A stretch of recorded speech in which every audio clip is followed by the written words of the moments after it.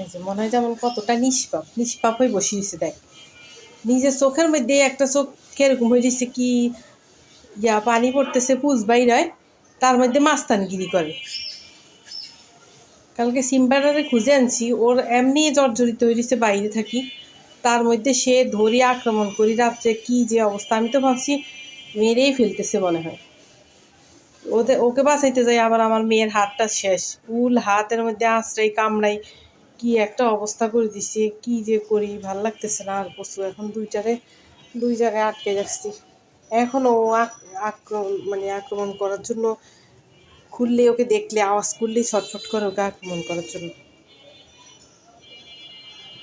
কারণ হচ্ছে কয়দিনও ছিল না তো বাসায়, তাই আর কি ও বাইরে ছিল, এখন বাসায় আসতে পরে ও ভাবছে ওকে ওকে আক্রমণ করে নাকি, তাই ও নিজের থেকে আগে আক্রমণ করা শুরু করে দিছে। কি যে করি এখন, একটারও ফালাইতে পারি না, এখন দুইটারে লই কি যে একটা ঝামেলা, ওকে পারি না, ওকে কন্ট্রোল করতে পারি না। ওকে ওই বাইরে যেটা ছিল সিম্বা, ওইটা তবু ওই বাইরের আঘাত টাঘাত পাই আসি, এখন হয়ে গেছে, শান্ত হয়ে গেছে না।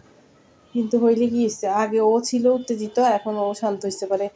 এই শয়তানটা এখন চেতে গেছে না, এখন ভালো মানুষ সাজিয়ে এখানে যে বসছে না, মনে হয় কিচ্ছু জানে না। এই কিছুক্ষণ আগেও একটারে এক রুমে রাখছি, ওই রুমের থেকে ওর চিল্লানি শুনি, মানে দরজা ভেঙে ফেলে, মনে যেমন দরজা ভেঙে এই রুমে আসবে, এসে ওকে ধরবে, এরকম অবস্থা করতেছিল। আমার মেয়ের হাতটারে কী করছে, কালকে মারামারি করতে পারে। আমরা কি আসলে আমাদের উচিত হয়নি সরাসরি যাই ধরা, আমারও হাতের মধ্যে এই হাতের এই আঙ্গুলের চিপায়, তারপরে এই যে এখানে, এই যে এখানটাতে এগুলির মধ্যে দিছে।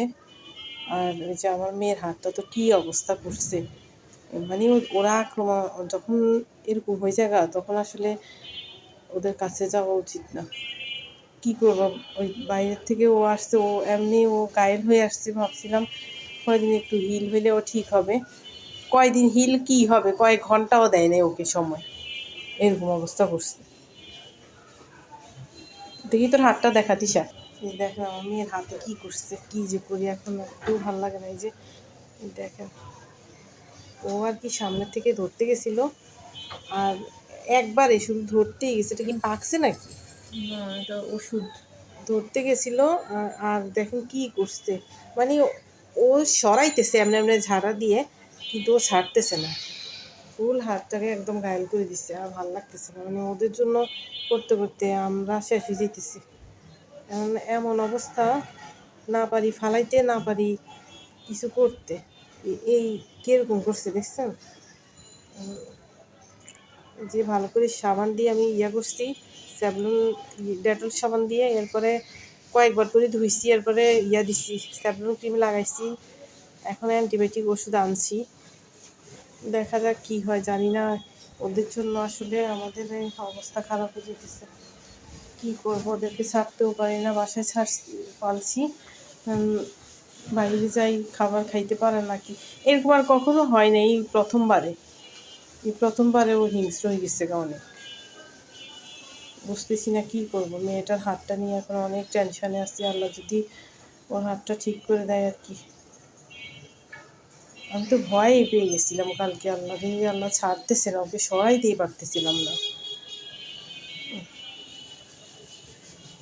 এই অবস্থা। আমার ঘরের অবস্থাও ভালো নাই, কাজকর্ম করতে পারি না, দুই জায়গায় সরাইতে যান শেষ। বাচ্চারা লেখাপড়াও করতে পারে না, কিচ্ছু করতে পারে না। এই যে এখন শান্ত হয়েছে, কিচ্ছু পারে না, কিন্তু যখন আক্রমণ করে না, মানে ওকে আমরা দেই না কেন, ওকে ঘায়েল করার জন্য, তাই ও আমাদেরকে দিছে একদম ধরে। থাক ছাড়, ওই যে দেখছো এরাই কোদাইল্লা দা দেখুন বাইর করে আবার হাঁ করে, বদমাশ কোথাকার।